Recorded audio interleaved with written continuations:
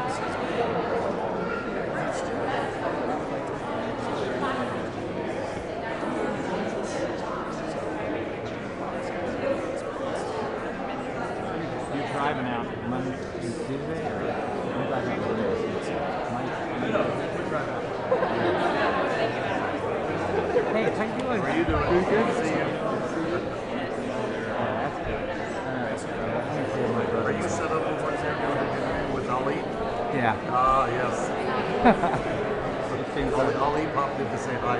Oh, that's funny. Oh, nice.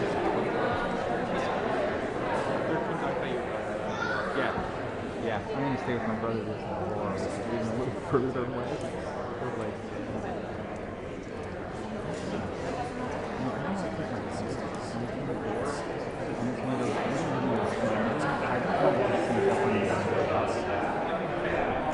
But I have the other vehicle that is my CN.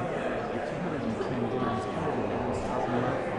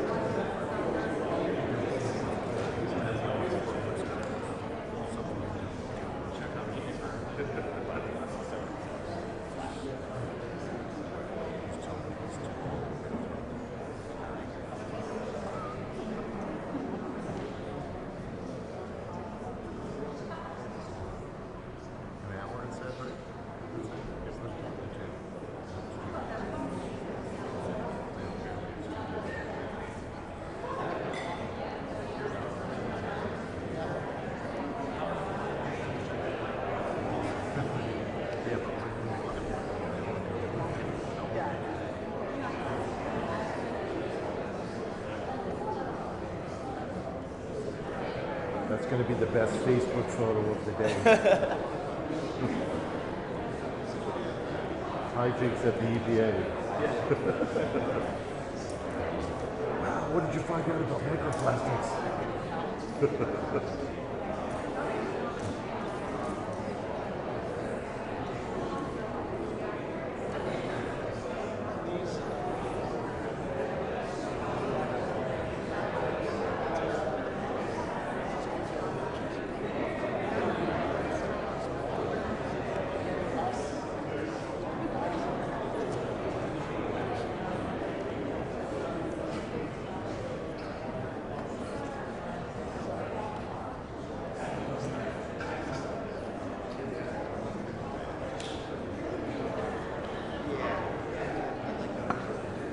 Ladies and gentlemen, if you can start getting your seats, we'll be beginning shortly. Thank you.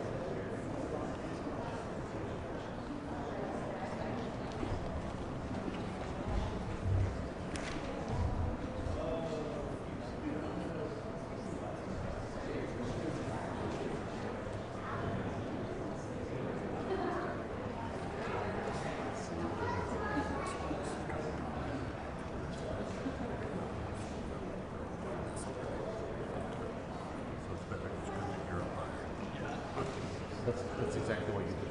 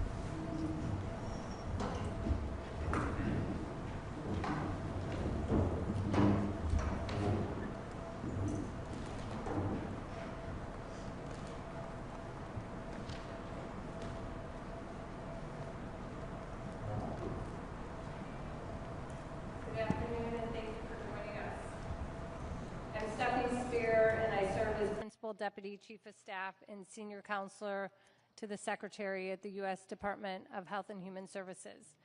We're here today to announce a historic set of actions from EPA and HHS to confront one of the most pervasive and least understood environmental health challenges we face, microplastics.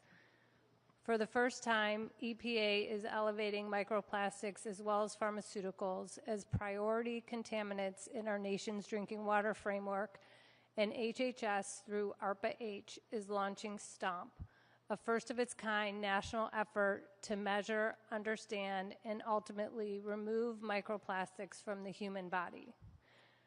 Thanks to President Trump's leadership, today's announcement marks a major step forward in this administration's commitment to make America healthy again. This roundtable brings together leading scientists and federal leaders to build on that announcement, to examine what we know, what we don't, and what it will take to turn today's commitment into real progress for the American people.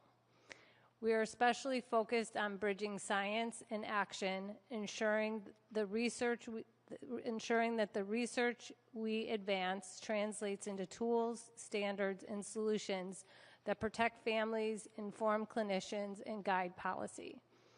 We are joined today by HHS Secretary Robert F. Kennedy Jr., EPA Administrator Lee Zeldin, ARPA-H Director Dr. Alicia Jackson, and EPA Assistant Administrator for the Office of Water, Jessica Kramer. And we also welcome today our panelists, Colleen Flaherty. She is a Division Director of EPA's Office of Water, where she leads work to protect public health and safeguard the nation's water resources. Also, Dr. Marcus Erickson, an environmental scientist and co-founder of 5 Gyres Institute, known for pioneering research on microplastics and ocean pollution. Dr. Matthew Campen is a biomedical scientist and professor at University of New Mexico who studies how pollutants, including microplastics, affect the brain and cardiovascular system. Dr. Leo Tresandi is a physician scientist and professor at NYU Lagoon Health, whose work focuses on environmental exposures and their impact on child health and long-term outcomes. Thank you all for being here and for the work you are doing to advance the field at a very critical moment. And now it's my pleasure to introduce a man who has spent more than 4 decades working at the intersection of environmental protection and public health, HHS Secretary Robert F. Kennedy Jr. Hello, everybody. Today we mark a turning point. The EPA and HHS are acting together to confront microplastics as a human health threat. And we are doing it with urgency and discipline. Plastic has become embedded in modern life. It's also become embedded in the human body. Researchers have detected microplastics in human blood, lung tissue, liver, kidneys, and human placentas. Studies have found them in more than 80% of people tested. One analysis estimates that the average person ingests tens of thousands of microplastic particles each year through food, water, and air. Another study reports concentrations in the brain equivalent by mass to roughly a spoonful of plastic in every human brain. And this number, by the way, has gone up by 50% since 2016. And inevitably, it's going to go up exponentially if we continue along the same road. And in a study of 62 placentas, every single sample contained microplastics, evidence that exposure begins before birth. This is not a rare exposure. This is baseline. We are not dealing with a distant or theoretical risk. We are dealing with a measurable and growing presence inside the human body. And the signal is getting stronger. Animal studies show that microplastic exposure can drive inflammation, cardiovascular damage, impaired cognition, and tumor growth. Human data raises parallel concerns. Diseased tissue consistently shows higher concentrations of microplastics than when compared to healthy tissue. In one major clinical study, patients with microplastics detected in arterial plaque faced a 4.5-fold higher risk of heart attack, stroke, or death in less than 3 years. That's a 450% elevated risk. We do not ignore signals like that. We investigate them. But we still do not have clear answers about causation or solutions. We cannot reliably quantify total microplastic burden in individuals, and we can't distinguish which particle sizes, shapes, components, or polymers drive the worst toxicity. We do not yet understand how these particles interact with the immune system, the endocrine system, or the neurological system. And we do not have validated methods to remove them safely. Not all microplastics behave the same. Different materials accumulate in different organs and appear to drive different biological effects. Without that distinction, there is no roadmap for action. We can't treat what we cannot measure. We cannot regulate what we don't understand. So today, HHS, through ARPA-H, Alicia Jackson here, alongside EPA, is taking direct action. We are launching STOMP, which stands for Systematic Targeting of Microplastics. It's a $144 million national program to measure, understand, and to remove microplastics from the human body. We are focusing on three questions: what is in the body, what's causing the harm, and how do we remove it? And we're answering them in that order. We will first build and standardize gold-grade tools capable of detecting and quantifying microplastics across tissue and fluids with precision. Next, we will map how microplastics move through the body, how they cross biological barriers like the gut lining, the blood-brain barrier, where they accumulate, and how long they persist. Third, we will develop targeted, clinically safe strategies to reduce microplastic burden in the body. We will also prioritize those at the greatest risk: pregnant women whose exposure reaches the developing fetus, children whose bodies and brains are still in formation, workers in high exposure environments, and patients with chronic conditions that may be exacerbated by inflammatory or toxic stressors. The science has not kept pace with the scale of exposure. We are now going to close that gap. We are bringing together engineers, clinicians, toxicologists, and data scientists. We are setting measurable targets. We are holding ourselves accountable for results. I want to thank Alicia Jackson, the director of ARPA-H, for driving this effort forward, and my colleague and friend, Administrator Lee Zeldin at EPA, the Assistant Administrator for Office of Water, Jessica Kramer, and everyone else at the EPA for aligning environmental and human health priorities into a single mission. Together, we're going to define the risk, build the tools, and act on the evidence regarding microplastics. We're not going to speculate, we're going to measure. We're not going to delay, we are going to move. And thanks to the leadership of President Trump, we will give the American people clear answers about what's in their bodies and what it means for their health. This is how we're going to make America healthy again. Thank you, and I'm now honored to introduce my colleague, my friend, Administrator Lee Zeldin at EPA. Well, thank you, Secretary Kennedy, and welcome back to EPA. This room is filled up not just with a lot of great, dedicated staffers here at EPA, but others from outside of government, as well as HHS. And I'm sure everyone here is extremely grateful for your leadership and all of your work. As a New Yorker, I've seen so many different ways that you've impacted the place where I grew up. That was home, born and raised. And this isn't a mission that you started 14 months ago. It was a mission that you started decades ago, and grateful for your passion. Thankful for the entire team at HHS for being here and being part of this momentous day for drinking water in the United States.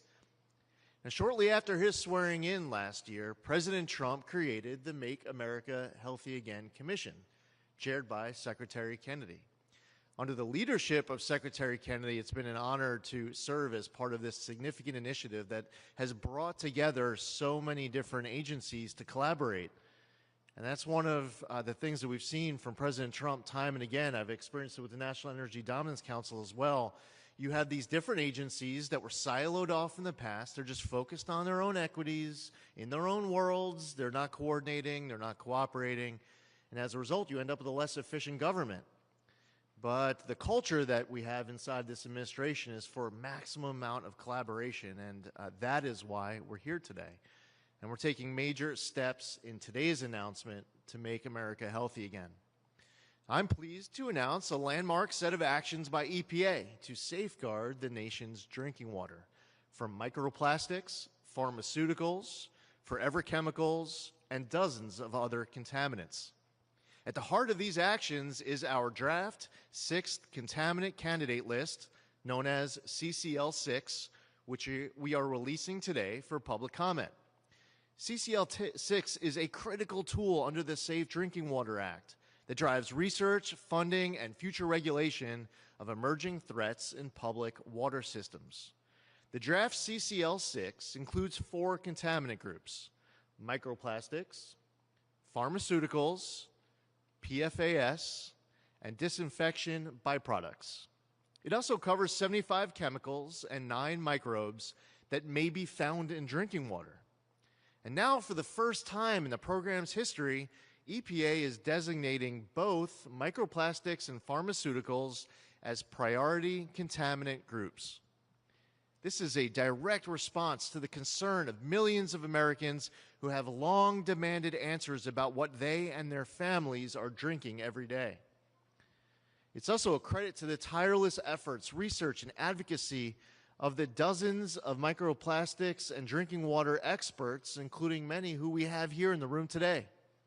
This draft CCL6 is going to help us prioritize funding, research, and information collection. This will allow us to better understand the potential risks of these substances in drinking water while advancing gold standard science. For too long, Americans have been ignored as they sound the alarm about plastics in their drinking water. That ends today. By placing microplastics on the contaminant candidate list for the first time ever, EPA will follow the science, will pursue answers, and will hold ourselves to the highest standards to protect the health of Americans. Today's announcement marks the beginning of a 60-day public comment period, and we encourage Americans far and wide to make their voice heard and to give us feedback. We want your input. I can't think of an issue that hits closer to home for American families than the safety of their drinking water.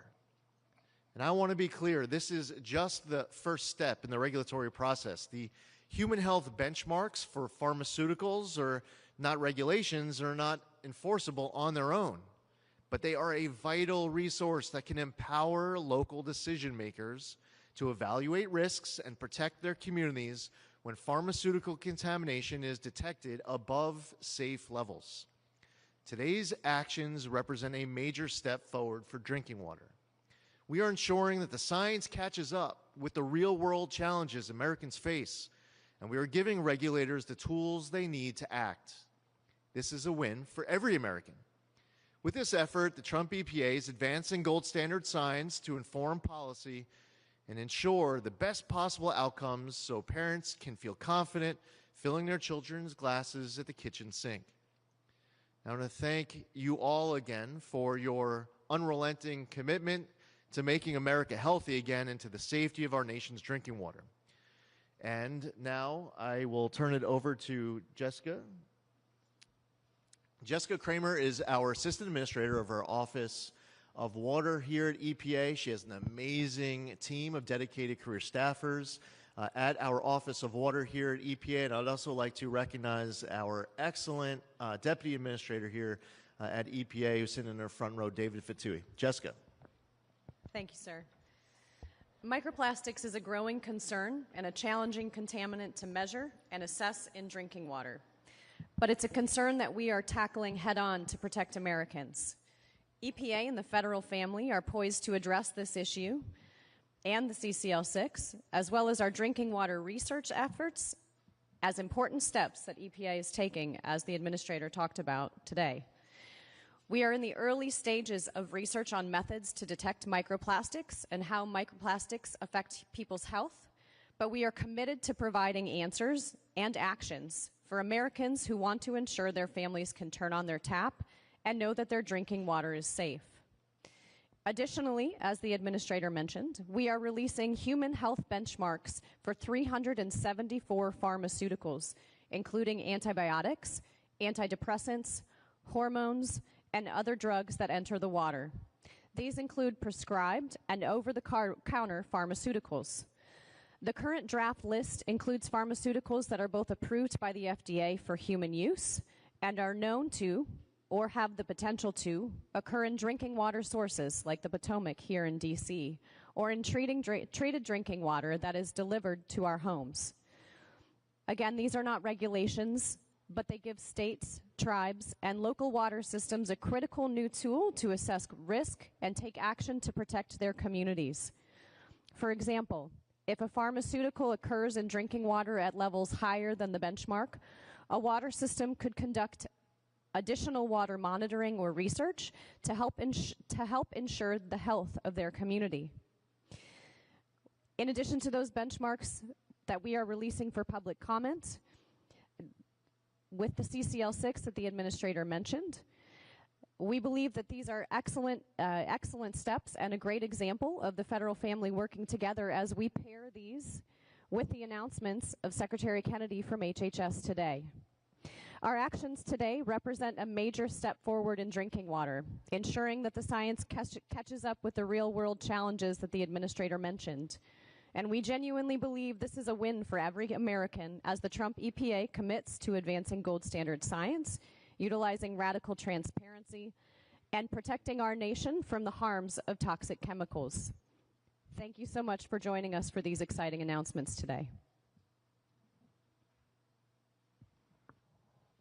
Thank you, Secretary Kennedy and Administrator Zeldin, for your leadership.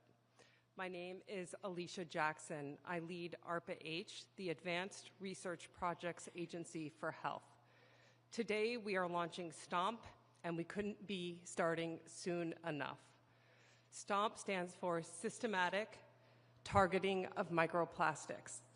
It is a nationwide $144 million program built to affordably and precisely measure microplastics in the human body, understand how they cause harm, and most importantly, to get them out at a cost that every American can have access to so that they can have the immediate and downstream health benefits. Here is the hard truth. Nobody wants unknown particles building up in their body or their children's body. If a doctor told you something was accumulated in your organs, your first questions would be, which ones and what are they doing? These questions have no answer yet. We do not have a map for how microplastics travel through the body, which organs and cell types they target, and which biological pathways they disrupt. You cannot engineer a solution to a mechanism you do not understand. You cannot remove what you cannot measure. Today that changes. STOMP will do in 5 years what the entire field has been unable to do for decades. We will create a definitive shared scientific foundation, gold standard measurement, mechanistic understanding, and ultimately targeted removal, and put it in the hands of everyone who needs it. STOMP is structured across 3 technical areas because the science demands it. First, we measure. We will build gold standard methods for detecting and quantifying microplastics across blood, tissue, and organs. For the first time, the entire field will work from the same foundation, and we will put those tools in the hands of every researcher, clinician, and regulator who needs them. We will also build a clinical test under 15 minutes and under $50, because the ability to measure your own microplastic burden should not depend on what you can afford. At the same time, we will address the mechanism of microplastics. We will map how microplastics move through the body, which ones accumulate where, and which pose the greatest risk. The result is the first evidence-based ranking of plastic materials by biological harm. This will create a shared foundation for scientists, policymakers, and industry. And lastly, we remove. STOMP will develop targeted interventions to limit accumulation and clear what's already there, precisely and safely, built on everything that the first phase reveals. You protect national health, and it is how you lower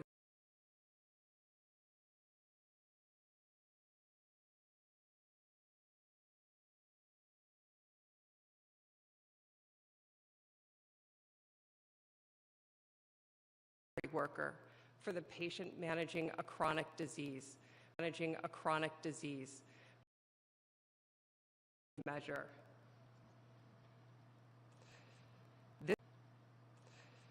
This turns on the lights. Thank you. Thank you.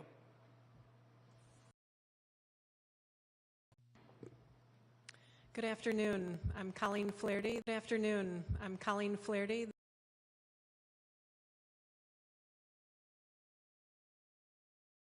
A challenging environmental and public health issue.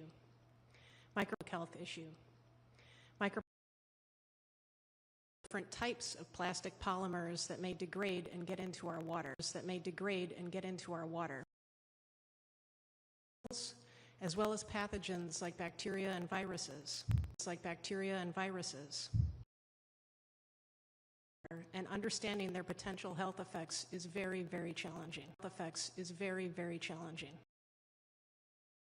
Great step to further prioritizing research in this area.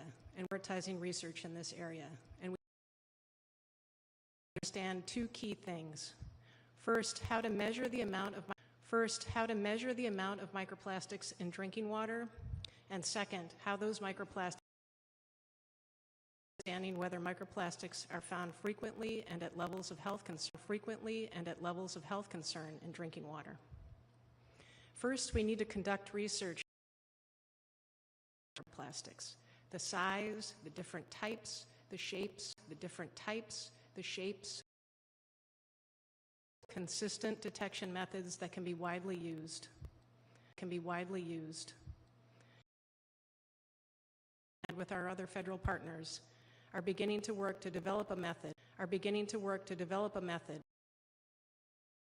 Developing a robust, validated method that can be used broadly,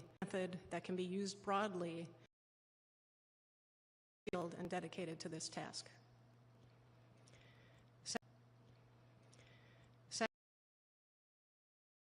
And which of those effects occur at the lowest levels. HHS and others to explore what we know about health effects. Of microplastics that can lead to different types of health effects.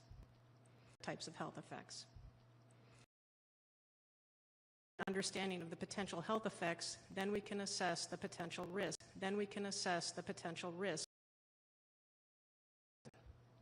We're in the early stages of this research, and we look at a consistent whole of government approach.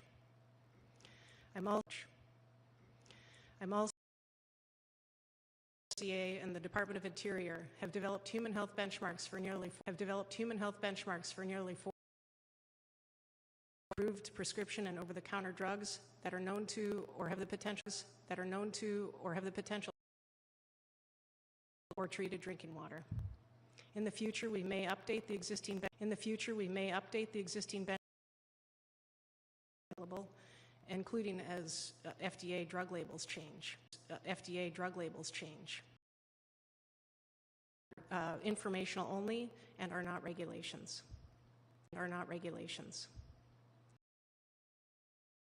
FDA approved labels with a safety margin to account for various.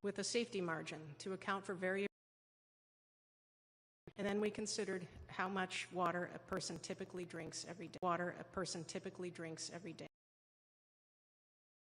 One for the general population, all ages of people, and one for these benchmarks are currently in draft form and are open for public comment. Scientific and research staff here at EPA and across the federal here at EPA. The microplastics research and human health.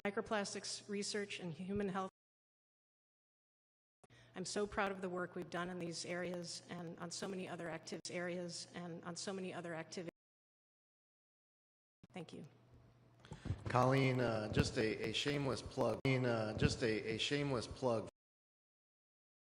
Work here at EPA, but Colleen, that team in the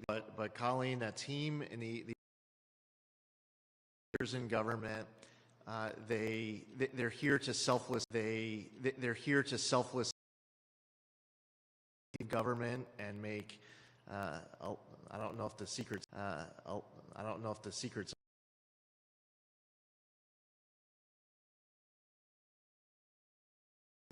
And I've got a chance to see it now for the last. I've got a chance to see it now for the last 14 months, Colleen, and a message to your with this group publicly, because Americans don't know where each and every last tax dollar goes. As a matter of fact, let's say money go. Well, I will tell you that at EPA's office, of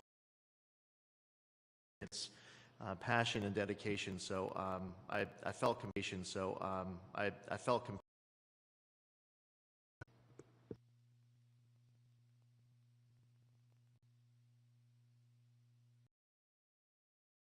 My name is Marcus Erickson. I'm the co-founder of the Five Gyres Institute. There should be an image coming up.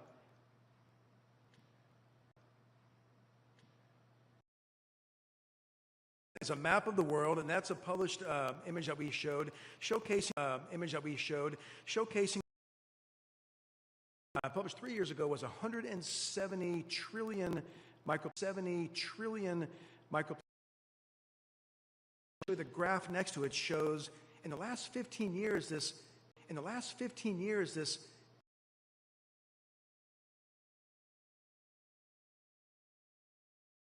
it was pretty much steady state until around 2005, 2010. Then this exponential rise. It's fragmenting. It's getting smaller and from the macro litter you might see around the world to the micro trying to monitor impact. Look at the impacts of the nanoscale. Next slide. Next slide. Smaller. And when we say small, I was a man just here to show you what that means. The width of a human hair. Really tiny stuff, and even smaller. And that's what those things are. But I want to point out that the abundance really increases. It skyrockets. Now I would estimate that there are more sand on the beach or stars in the sky combined. And we're really awash in these small particles. And I brought a picture long. By the end of the day, there might be hundreds, if not thousands, of nanoplastic or nanoparticulates that are settling into that.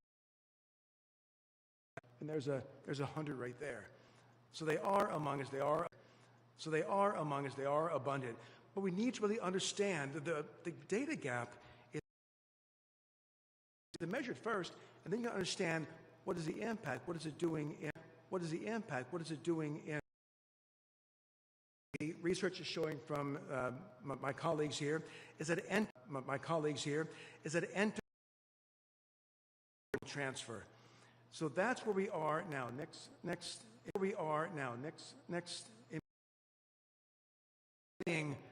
Microplastics. After 20 years of that, microplastics bodies that concerns me the most. What you cannot see, that's the challenge before us.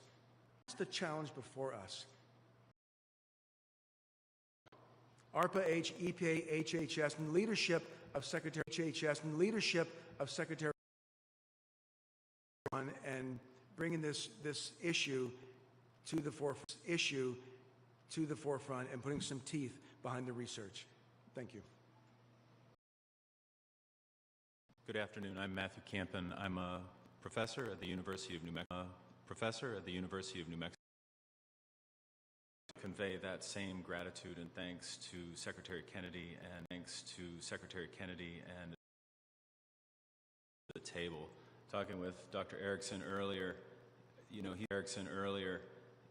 he's part of a vanguard of ocean scientists who've been looking at the ocean for the Shouldn't we be worried about this? And 15 years later, health scientists like myself come in to you. So this initiative and more than timely, and the aggressive nature,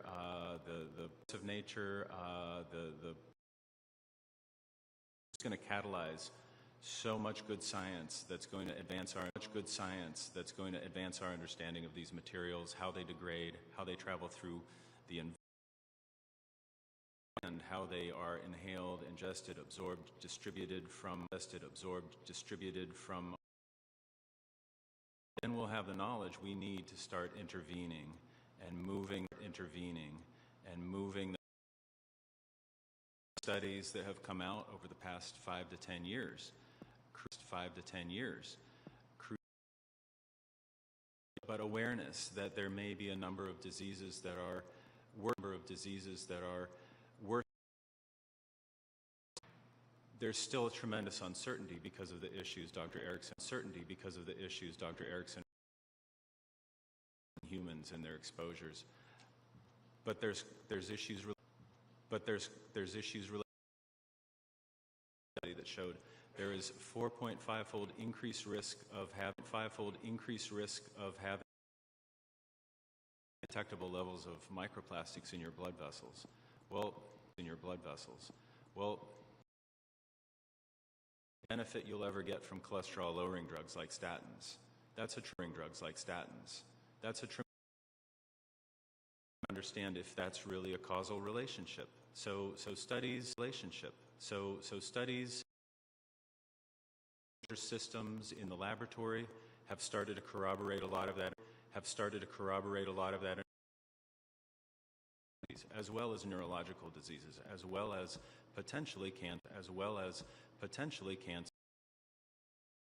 And ultimately, we are now seeing studies related to male fertility. Right now, we don't have enough information to say that in these materials, and the delay from when plastics are created, degrade and become micro and nanoplastics. We need to have information on plastics. We need to have information protecting human health. Thank you.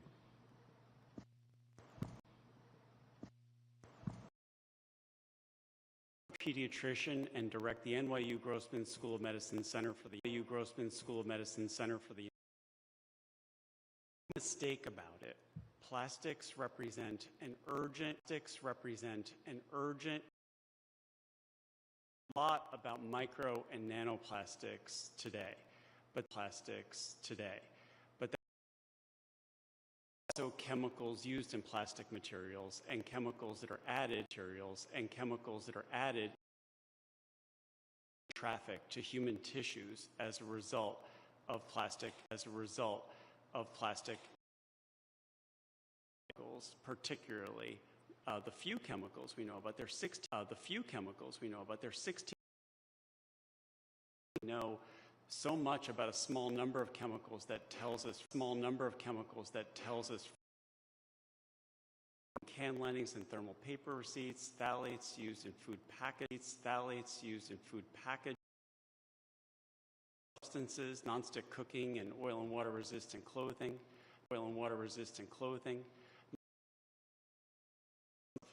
We're getting rid of plastic ultimately that are by independent scientific entities such as the Endocrine Society, the American Environment Program, just to name a few. And the impacts run hormones are natural signaling molecules that underlie so many to metabolism, salt, sugar, and even sex. We're talking 38% of prematurity globally that can be traced about obesogens, chemicals that literally make us fatter, at least those that literally make us fatter, at least adult cardiovascular disease is quite substantial. We're talking about 50 productivity annually as a result of ongoing exposure. Just on the few chemicals that we know about, the United States healthcare costs $1 billion. 1.2% of our gross domestic derived from plastic. And yet we have so much to do. Exposure, chemicals together with micro and nanoplastics. We need because we're probably underestimating the scope of the problem. Biases your results the wrong way, not finding what you need to find. Intervene.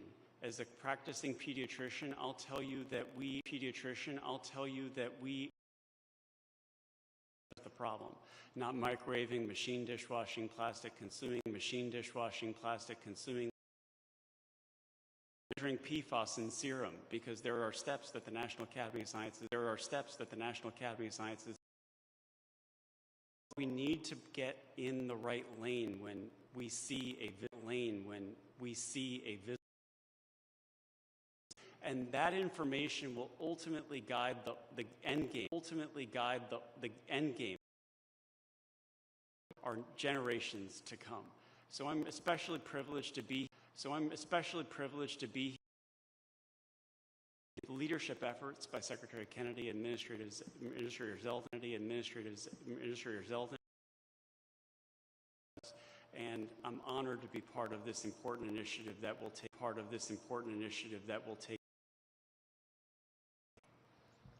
Thank you so much. I just want to say special.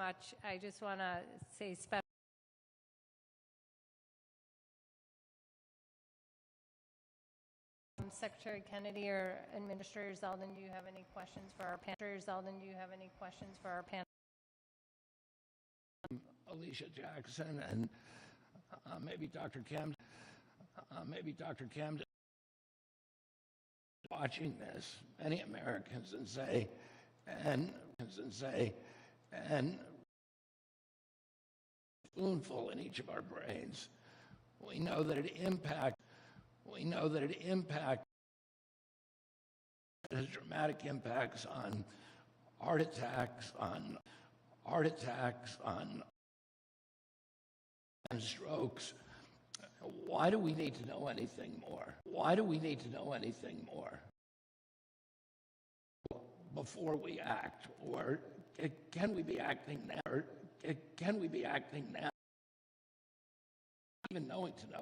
Even needing to know anything more.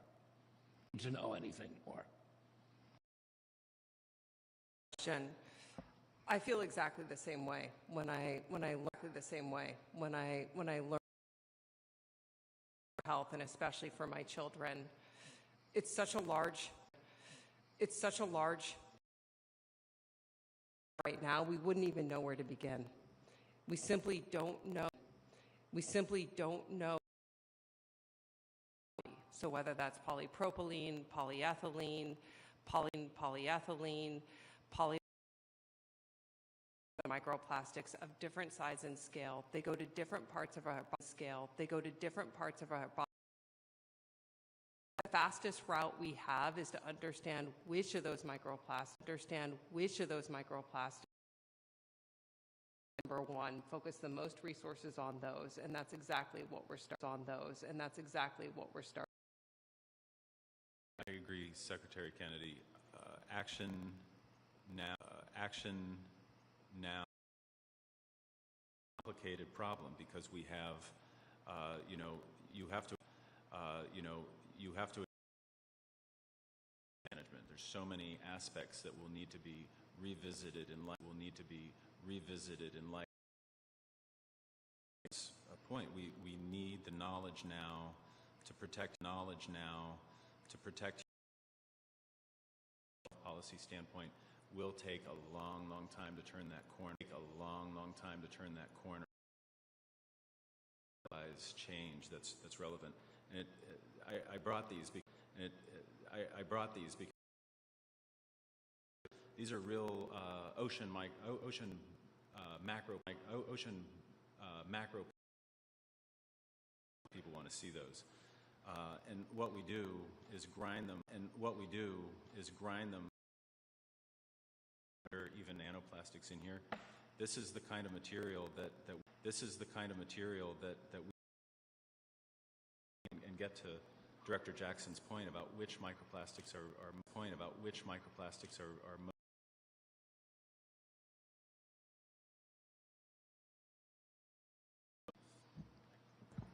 Secretary Kennedy, thank you for the question. EPA took leadership steps in getting lead out of gasoline. Causal effects linking exposure to outcome. And Sir Austin Bradford Hill, who described the criteria for causality, made for you at the time, and you make a decision. And we have so much evidence. Understanding of lead exposure has evolved over the 50 years that have followed. And think about, from the sustainable chemistry perspective, the value who should rightly profit over making products that are safe in people, for the next generation. Thank you. Well said. Well said.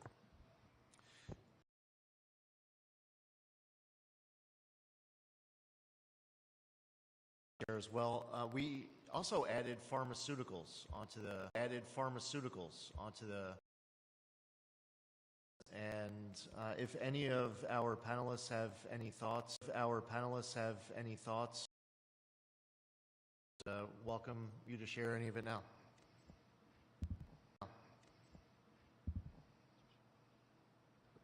Sure, I'd be happy to start. Graduate work in that many years ago. So I think it's biologically active, and they can get into the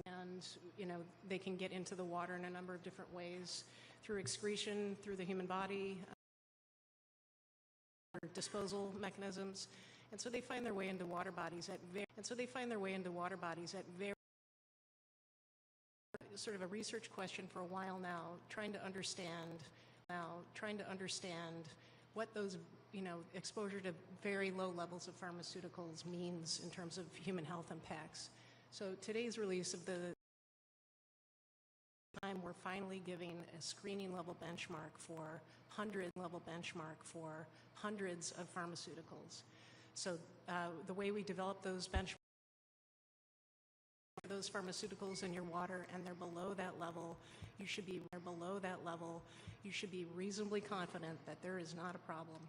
And that should provide a lot of reassurance to utilities and states and informational tool that we are providing today. There's a lot more work to do, and we're gearing up for it with your support. Including it on CCL6, it means we're prioritizing that for additional research. And if we start to find, that there are and systems at a frequency of tools under the Safe Drinking Water Act to address those risks.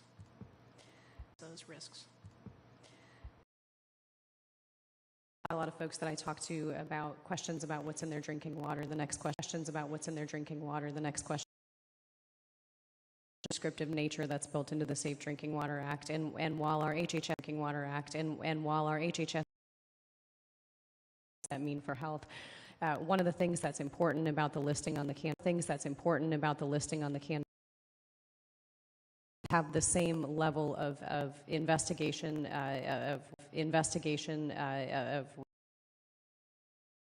microplastics and pharmaceuticals, as well as removal technology, research that we're talking about being spurred. That is the type of the contaminant candidate list. It's the same needs, just the same needs, just. Secretary Kennedy, did you have another?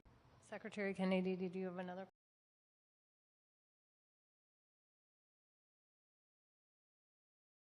The antimicrobial resistance is altogether real. Of many of the contaminants that are being addressed through the CC. Thank you. Great. Well, thanks everyone for being here today. President Trump for the Make America Healthy Again agenda.